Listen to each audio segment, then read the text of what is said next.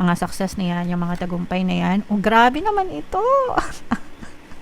Grabe kayo, Sagittarius, no? So, this is more on potential and challenges. This is more on potential, guys. Kasi ibig sabihin nito, these are your prayers, these are your dreams, these are your wishes, mga kapiksi, coming true, mga kapiksi. So, unti-unti na talagang natutupad, guys, no? Sumasakses na kayo sa mga pangarap nyo sa buhay. Yan ang ibig sabihin yan, mga kapiksi. And malayong-malayo pa yung mararating nyo, guys. As long as, sabi ko nga, mag-persist kayo, maging consistent lang kayo, mga kapiksi.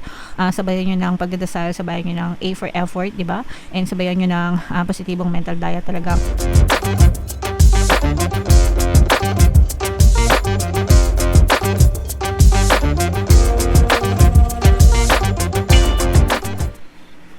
Hello guys, hello Sagittarius, welcome back to Pinoy Pixie Tarot. Ang pamagat ng episode natin for tonight is story mo ba to? Ito isang timeless reading, mga kapiksi, para sa Sagittarius, Sun, Moon, Rising Sign, and Venus.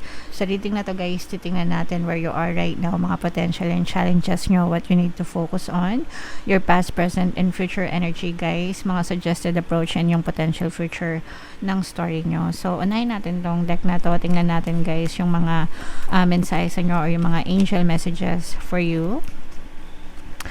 So, yung first message, guys, we have life review. Saktong-sakto to, mga kapiksi, kasi July na. So, officially, guys, nasa third quarter na tayo ng 2025 and second quarter naman. Second half pala ng 2025, mga kapiksi. So, this is the best time para reviewin nyo, guys, yung mga goals nyo for 2025. Kung meron na ba kayo na-achieve, kung meron na ba kayo na-check dun sa mga listahan nyo, mga kapiksi. If not, meron ba kayong balakid? Ano na yung progress nyo? Ilang percent na, guys? And positive pa rin ba? Or negative na yung tingin nyo na magiging resulta? Ano pa yung pwede nyo gawin? Ano yung pwede nyo i-adjust? Nagbago na ba yung mga goals nyo? Etc. guys. So, importante yon, mga kapiksi. At least para sa akin, no, kaya ako talaga, guys, nag-a-advise sa inyo na every year mag-set kayo ng goals para makita nyo, guys, ma-monitor nyo kung nagkakaroon ng progress yung buhay nyo, mga kapiksi. Mas maganda na yun kesa sa na-stuck tayo sa the same life, the same routine every year, diba? So, mas maganda pa rin yung may progress sa buhay, Sagittarius, okay? Yung next message for you, guys, courage, mga kapiksi, no? Be courageous and stand up for your beliefs, mga kapiksi, no?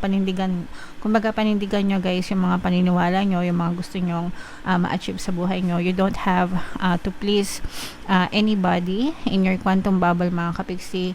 Ikaw lang yan, no? Kung ano yung gusto mo, yun lang yung dapat na masunod, guys, as long as wala kayong inaapakan na ibang tao or hinahamak na ibang tao, mga kapiksi. Hindi mo kailangan na ipilit yung paniniwala mo sa ibang tao. Hindi mo rin kailangan na pilitin sila na paniwalaan ka. As long as what you believe for yourself feels right for you, okay na yan, mga kapiksi. Okay? And another message for you, Sagittarius, meron tayong divine order, mga kapiksi, okay? Everything is how it needs to be right now. Look past the illusion and see underlying order. So, lahat ng nangyayari sa buhay nyo, guys, they are happening for a reason, and it's for you, no? Makakatulong din yan sa inyo, mga kapiksi. May mga blessings na kaakibat yan, may mga lessons na nakakabit yan, mga kapiksi. So, everything is happening in the right order and for the right reasons. In short, guys, para sa inyo din yan, mga nagaganap na yan sa buhay nyo. Okay? So, comment down below, guys, if feeling nyo naka-resonate kayo dyan. Hanapin natin yung energy ng Sagittarius, mga kapiksi. Shuffle muna natin to. Habang sinashuffle natin to, guys, panoorin nyo muna yung video natin regarding sa ating paano mag-manifest ng abundance video course. Kapiksi, sawa ka na ba sa mga struggles at hirap sa buhay mo?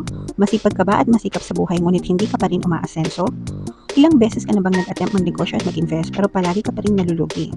Sa pagkakataon na ito ay maaaring may subconscious beliefs ka na nagiging balakid sa iyong pag-unlad at pagyaman. Introducing, paano mag-manifest ng abundance video course. Dito ay matututunan mong ma-overcome ang mga balakid mo para tuluyan ka ng umunlad, umasenso, sumagana, maging matagumpay, successful at maswerte sa iyong kabuhayan, pera, trabaho, negosyo, salapi at kaperahan ng bonggang-bongga. Dali, mag-send na ng email sa pinoypixie@gmail.com at simulan na ang iyong pagyaman ngayon. Alright, so sa lahat ng gusto mag-avail ng course guys, naka-flash sa screen nyo. Una, meron tayong paano mag-manifest ng abundance video course. Meron din tayong paano mawala ang third party at magkaroon ng harmonious na relationship. And meron din tayong paano pabalikin si ex, revise breakup. So sa mga interesado guys, mag-send lang kayo ng email sa pinoypixie@gmail.com. So, Sagittarius guys, kayo ay represent ng Queen of Wands sa ating spread mga kapiksi. Kung ano lang yung makaresonate sa inyo guys, take that message kasi hindi lahat ng mensahe ay magre-resonate sa inyo mga kapiksi. So, yung first, wow, grabe naman ito. First message pa lang guys, first energy, success, tagumpay. So where you are right now, Sagittarius, feeling mo sumasakses ka na, feeling mo nagtatagumpay ka na sa buhay nyo mga kapiksi, or kung hindi pa kayo sumasakses ng tuluyan guys, at least nakakakita na kayo ng progress, ng movement, ng paggalaw sa buhay nyo mga kapiksi. And simula na yan guys, no, ng magandang pagbabago sa buhay nyo, basta magtuloy-tuloy lang kayo and maging consistent lang kayo sa pagkilos guys, talagang may mararating at may mararating kayo sa buhay mga kapiksi, no? So imayin-mayin nyo na agad yung mga success na yan, yung mga tagumpay na yan. Oh, grabe naman ito. Grabe kayo Sagittarius, no? So this is more on potential and challenges. This is more on potential guys, kasi ibig sabihin nito, these are your prayers, these are your dreams, these are your wishes mga kapiksi coming true mga kapiksi. So unti-unti na talagang natutupad guys, no? Sumasakses na kayo sa mga pangarap nyo sa buhay. Yan ang ibig sabihin yan mga kapiksi, and malayong malayo pa yung mararating nyo guys, as long as sabi ko nga mag-persist kayo, maging consistent lang kayo mga kapiksi. Sabayan nyo ng pagdadasal, sabayan nyo ng A for effort, diba? And sabayan nyo ng positibong mental diet, talagang achieve nyo yung success sa mga pangarap nyo sa buhay mga kapiksi, okay? So grabe, imayin-mayin nyo na agad yan, simula pa lang, grabe, sobrang ganda na agad guys.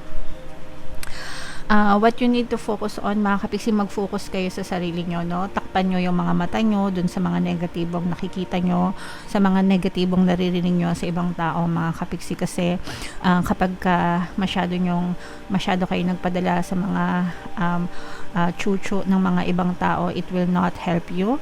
Stay focused on your dreams, on your wants, kung ano yung gusto nyo, kung ano yung vision nyo mga kapiksi. Listen to yourself, diba sabi nga dito, maniwala kayo sa sarili nyo, panindigan nyo yung sarili nyong mga kagustuhan mga kapiksi. So you don't have to please anybody from your quantum bubble, sarili mo lang yung paniwalaan nyo guys, okay? Sometimes kasi diba yung mga negative na mga bashers or yung mga chuchu sa paligid natin, nakasira talaga ng buhay yan mga yan guys. Alright, so in your recent past mga kapiksi, talaga naka-experience kayo ng mga paghihirap, ng mga toxicities, no, para lang mariting nyo yung kinaroroonan nyo ngayon. Sangkatutak na stress, sangkatutak na toxicities, talaga yung na-experience nyo mga kapiksi, and somehow napabuti naman yon sa inyo kasi maganda naman yung kinalalagyan nyo right now mga kapiksi, okay? So i-let go nyo na yung past guys, kasi irrelevant na siya sa buhay nyo. Just focus on today and tomorrow mga kapiksi. And yung greatest strength nyo guys is maraming mga tao na nagmamahal sa'yo, and maraming mga taong sumusuporta sa'yo, and sila yung nagiging inspiration nyo guys to do better, okay? So dun kayo sa kanila humuhugot ng lakas mga kapiksi. They are serving you inspiration as well guys, okay? And wow, in the near future mga kapiksi, may magpaparamdam sa inyo from your past, no? So pwedeng ito yung mga tao na pwedeng nagbaliwala sa inyo, or yung mga minaliit ka, ganyan. Yung mga umapak-apak sa inyo dati, no? In the near future guys, magbabalikan yan, magpaparamdam yan sila sa inyo, kasi nakikita na nila yung success mo, yung tagumpay mo. So parang magiging mabango ka na sa kanila guys, no? So it's okay, wag na kayong magtanim ng sama ng loob sa kanila mga kapiksi. So parang mababaliktad yung mundo guys, kayo na yung nasa taas ngayon. And mga suggested approach ito guys, ang ibig sabihin nito, you have to work quietly on yourself, no? or for yourself, guys, no? Kumbaga, wag natin ipagkaingay yung ating mga achievements, no? Let your work speak for yourself, mga kapiksi, kasi kung magaling ka talaga, hindi mo na kailangang ipagsigawan na magaling ka, okay? Alright. And what you need to know, guys, no, mas lalo pa kayong magiging malakas, mas lalo pang magiging ma-okay yung buhay nyo, mga kapiksi. And the more na you grow strongly, mga kapiksi, the more na dapat na ma-master nyo yung pagiging mapagkumbaba. Alam nyo yun, guys, the more na mas dapat natututo kayo habang nag-grow kayo sa buhay, mga kapiksi, okay? So, wag nyong ibabaliwala, guys, yung mga aral na natutunan nyo sa past, yung mga hinagpis, ganyan. Hindi para magtanim kayo ng sama ng loob, kundi maging inspirasyon sa inyo, mga kapiksi. Hopes and first, this is more on hopes, guys, no? Kailangan ipunin nyo sa puso nyo yung pagmamahal pa rin, yung pagiging compassionate pa rin, ay yung pagiging mababa pa rin yung kalooban despite ng mga na-achieve nyo sa buhay nyo, mga kapiksi. Yung mga may mabubuting puso, guys, reminder, mas lalo yung pinagpapala ng nasa taas, mga kapiksi. So wag kayong maging hambog, wag masyadong maging mapagmalaki kahit ano pa yung marating nyo na status sa buhay nyo, mga kapiksi. And yung potential future nyo, guys, no, you just patiently wait, mga kapiksi. I-deliver din talaga ni universe yung mga result na inaantay mo para sa buhay mo. As again, no, sabi ko nga, nandun na kayo right now sa sumasakses kayo sa mga pangarap niyo sa buhay, and in the near future, mag-antay-antay lang kayo. The universe will give you more success of your dreams, mga kapiksi. Okay? Alright? So, grabe yan. I-mind nyo na yan, guys. Sa comment section, and comment down below if feeling nyo naka-resonate kayo dyan. Bunot lang tayo ng isa pang card para sa inyong additional na mensahe. Ayan, no, I am the dreamer of my dream, no? Ikaw lang talaga yan, kapiksi. Ikaw yung may gusto niyan, ikaw yung nakakalam kung ano yung gusto mo. Sabi ko nga, diba, guys, pikit mata, no, dun sa mga tao sa paligid nyo. Wag nyo silang pansinin. It's okay to get suggestions and yung mga feedback nila, gamitin mo para maging better ka. Pero para sirain ang buhay mo, wag kang makinig sa kanila, mga kapiksi. Ikaw ang dreamer ng mga pangarap mo sa buhay mo. You are in control. Take charge of your destiny, mga kapiksi. So, buhay mo, responsibility mo, guys. Okay?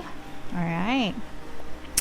So, napakaganda ng reading nyo, Sagittarius, guys, no? Again, lahat ng magaganda dito, narinig nyo, i-mind nyo na sa comment section, i-claim nyo yan, guys, karapatan nyo yan, deserve nyo yan, na ma-experience sa buhay, and you have to align yourself with the energy of the reading, para talaga ma-experience nyo siya, mga kapiksi. Alright?